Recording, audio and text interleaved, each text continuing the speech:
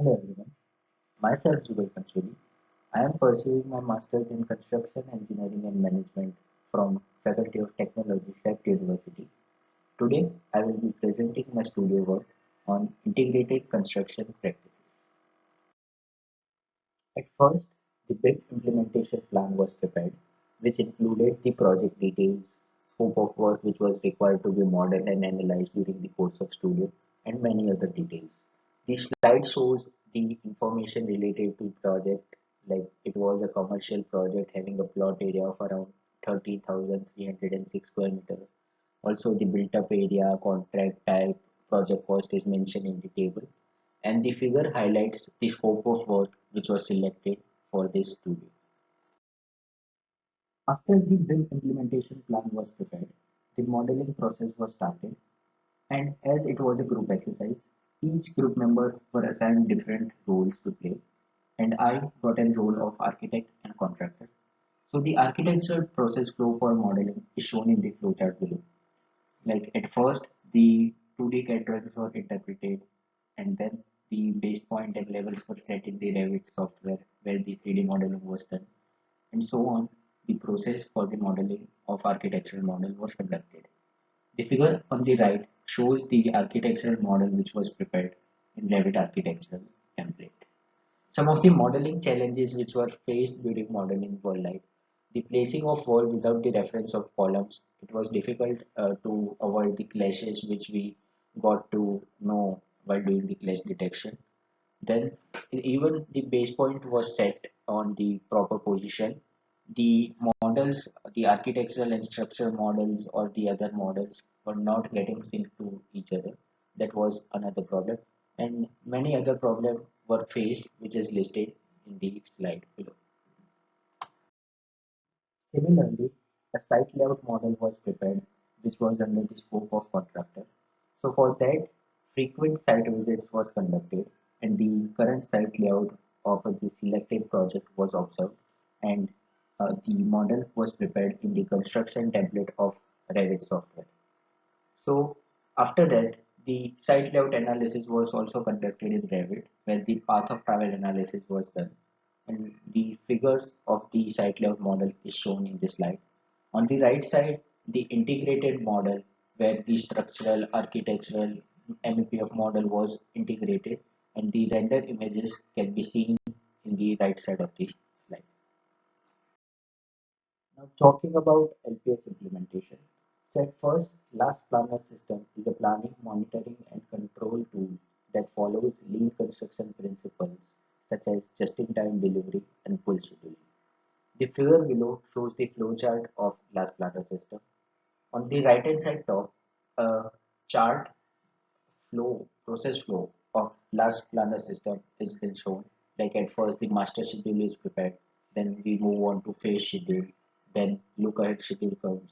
After that, the weekly planning takes place, and then the execution starts. We used the software, a cloud-based software named as Visilink for the LPS implementation during our studio. A design schedule was prepared and it was uploaded to Visilink software, and the PPC was calculated on weekly basis. The graph below shows the weekly PPC throughout the course of studio.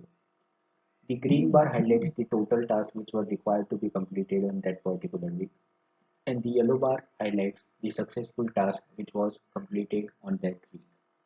We also categorized the reason of variance, which were like unavailable predecessor based model, queries inside drawing, software error, lack of software interface understanding, and so on. After that, the concept of LPS was implemented on site, for which an on-site schedule was taken for 3 weeks, and for a desired scope of work, the tracking was done. The weekly PPC was been calculated in Visilient software, and the successful and unsuccessful task was noted. It was observed the first week PPC was 100%. The achievement of all the tasks were done according to the schedule, but as the work progressed, the second week and third week PPC was reduced. The reason for variance was observed, and it was found that 45% delay were due to lack of manpower.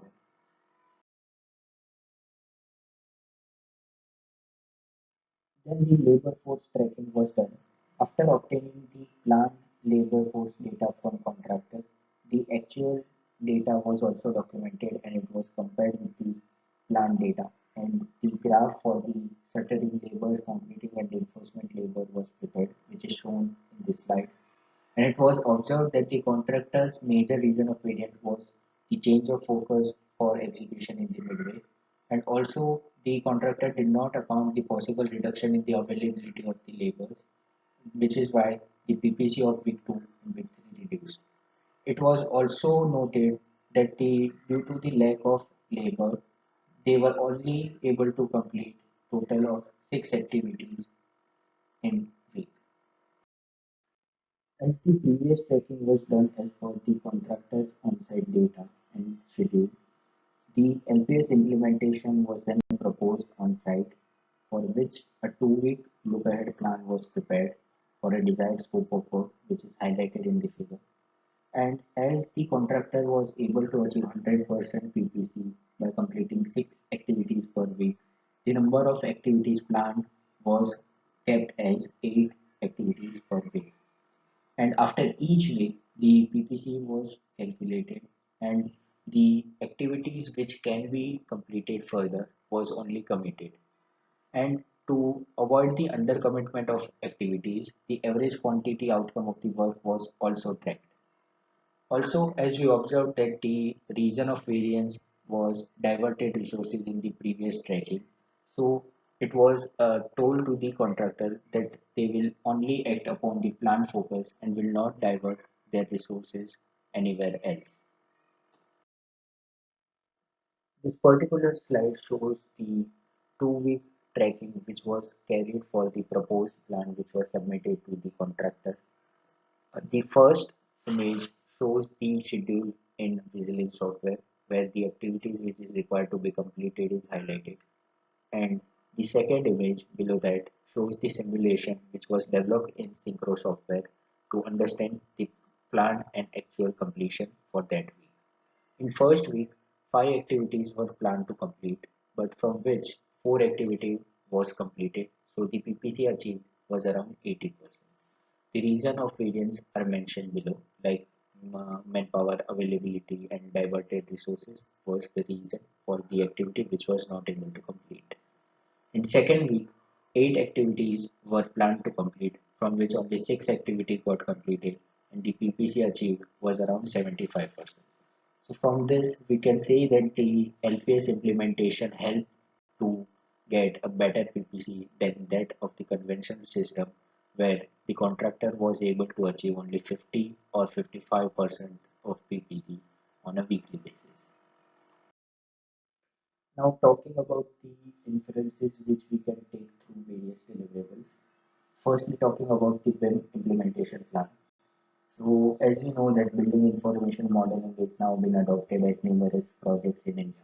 So the BIM execution plan can act as a guide to get an idea about what BIM goals are required to be achieved, what is the procedure to achieve that, and the roles and responsibility can also be referred through the BIM execution plan.